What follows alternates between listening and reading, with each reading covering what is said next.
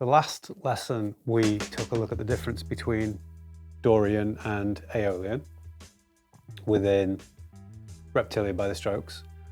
And the chorus is way more complex a riff compared to the one in the verse, but equally as cool, in my opinion. However, the guitar solo, which we didn't talk about, is one, awesome, two, also in Dorian, and three, way more technical and badass than the main riff. So I thought we could do that today.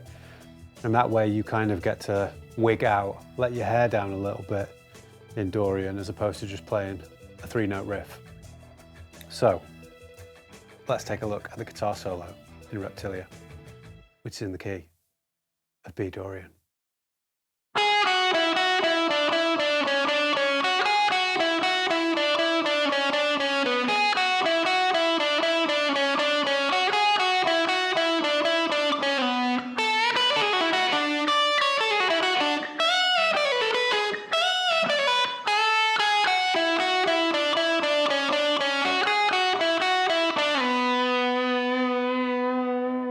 First of all, let's run B Dorian, 2-octave scale, memorize it, and I might get you to shift it somewhere else on the fretboard as well, because I can. Here we go.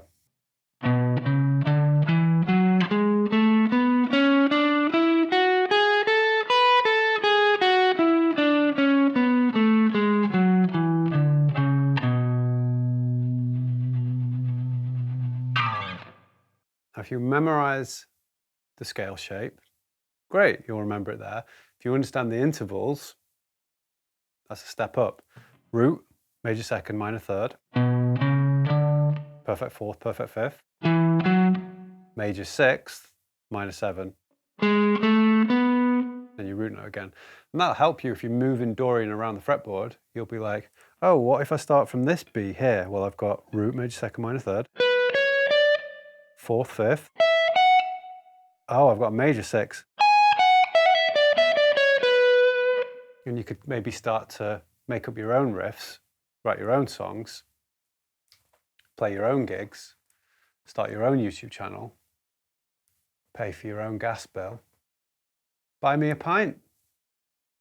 I don't know why I'm fixated on gas bill. Oh, I know, it's because it's absolutely fucking freezing in this house. And I've got thermals on under a jumper. Peasant. Right, here's how to play the solo. First part goes like this.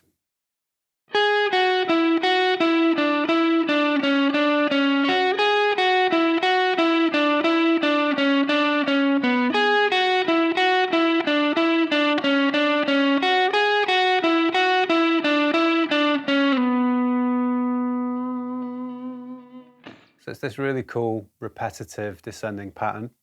And yeah, it starts on that major sixth note. So one of the most flavorful Dorian notes, 9th fret of the B string.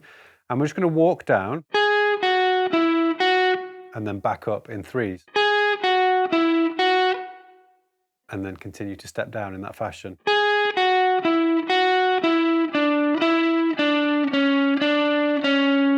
Now after that 6th fret of the G, we're going to step back up there, 7th fret of the B, and then start again.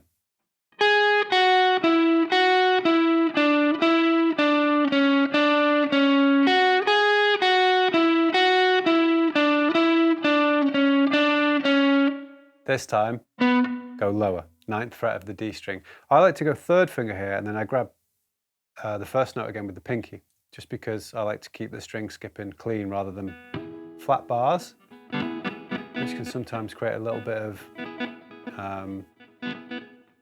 what's the word? Bleed. And I don't want it. So.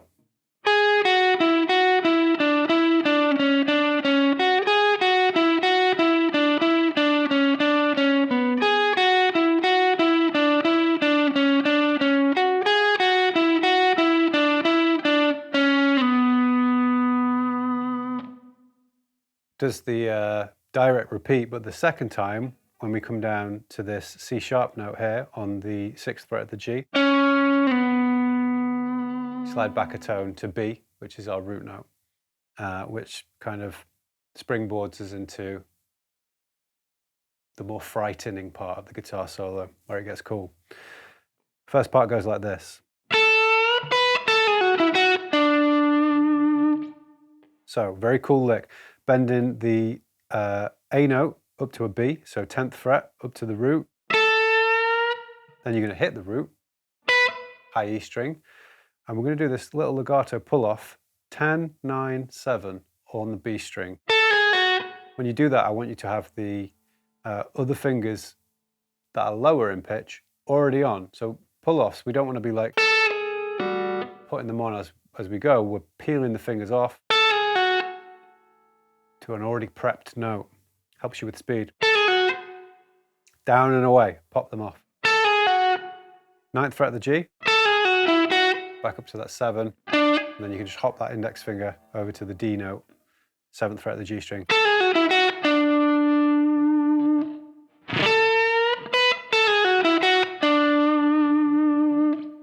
Next one goes like this.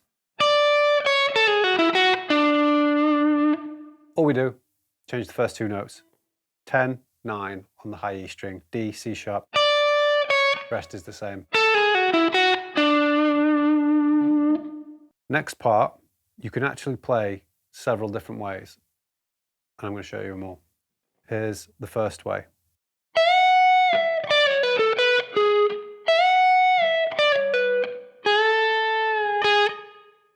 12th fret of the high E, whole tone bend up and down. And we're going to go to 15, 14, 12 on the B string. We've got that same kind of pull off again. Down to 14 on the G, back to the 12. And then that 13, it's that G sharp again. You played an E major chord, you can see that G sharp right there, your major third of E. If it was a G, it'd be E minor.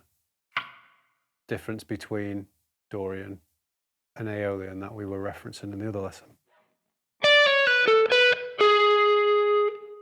Do the same thing again with the high E bend.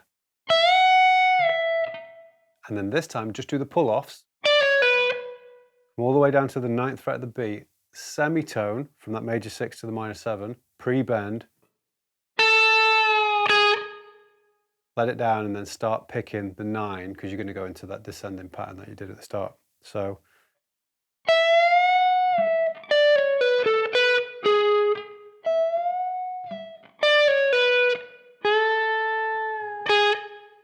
like that.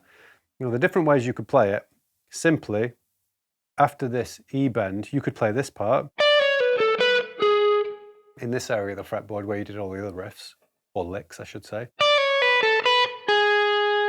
So 10, 9, 7, and then finishing on that major 6. Or you could bend that high E on the 17th fret of the B string,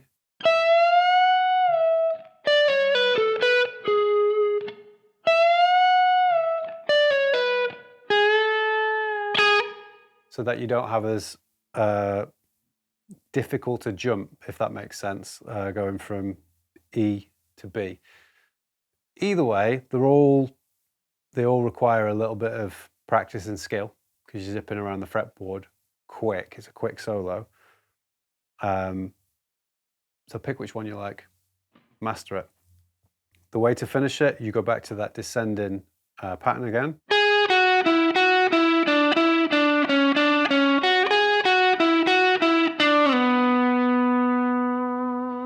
As soon as you land on this D in the second repeat, you go straight down to that B note for resolution.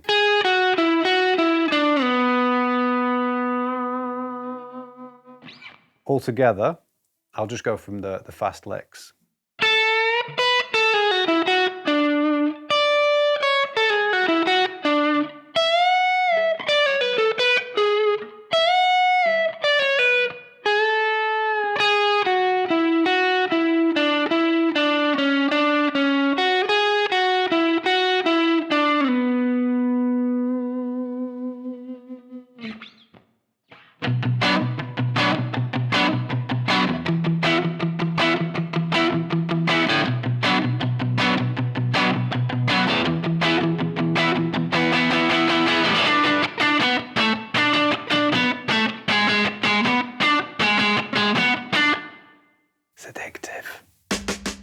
playing it like can't stop, aren't I? As if John Frusciante during the Strokes. But yeah, very cool. And you know, you've probably seen an abundance of backing tracks on YouTube that are like B Dorian jam track or B Mixolydian jam track. It's all well and good, but if we're so used to playing in like pentatonic or blues, major, minor, it's actually, in my opinion, really useful to learn a solo like in B Dorian and then go, oh, okay, I've kind of got my head around a few licks that sound cool, that are accentuating the mode, if that makes sense. And then, next time you try one of those jam tracks, you might be a little bit more slick. Yeah, that's the solo, Reptilia, by the Strokes. One of my all-time favourite bands. I haven't spoken about much, because I'm a prat. If you want the tab for this, backing tracks, this lesson, the other lesson, any lesson that you've seen on here, you can grab that on Patreon. And yeah, I would appreciate the support and the chat. Hope you're good. Enjoy your practice. Got your work cut out with this one, haven't you? Catch you soon.